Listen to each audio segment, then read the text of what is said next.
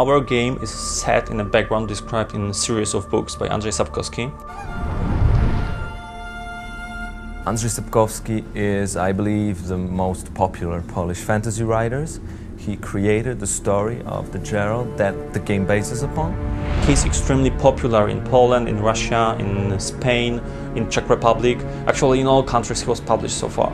It's not necessary to know this, read these books to play the game, because we're making a game that is self-consistent. Story in the game is a completely new story. It was written by us, it's not based on books.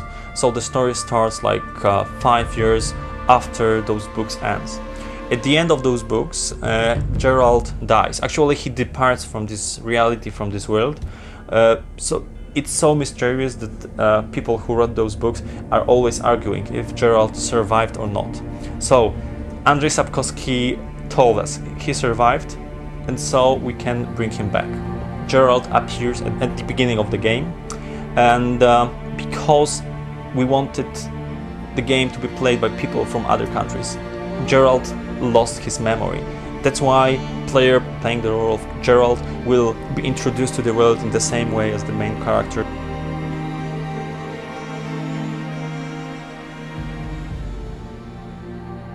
We concentrate more on getting to know the world and finding out how the world of Andrzej Sapkowski is created, what rules are used in this world, and what's so exceptional about it.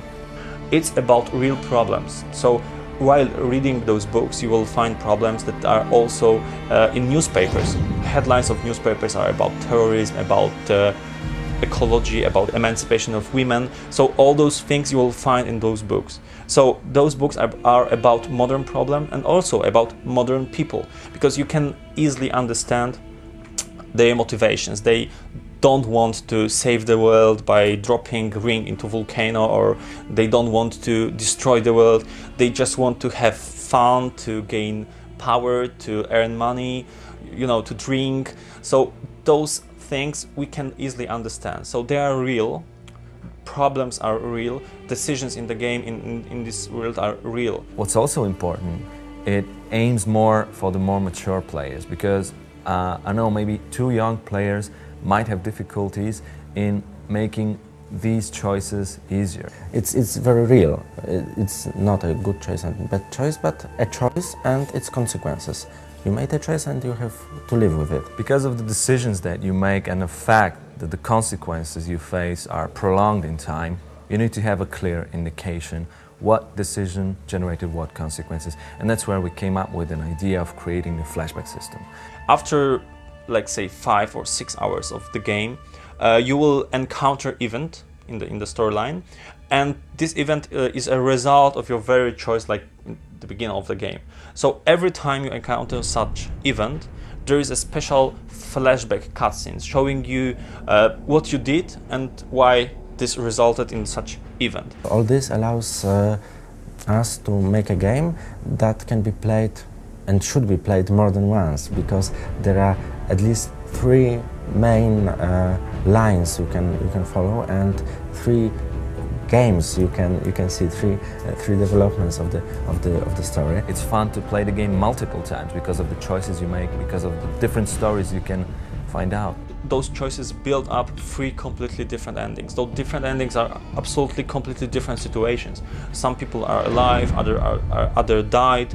We have different friends, different enemies, but actually we always succeed. We always achieve our final goal. We always finish the game, but it's always different price we pay.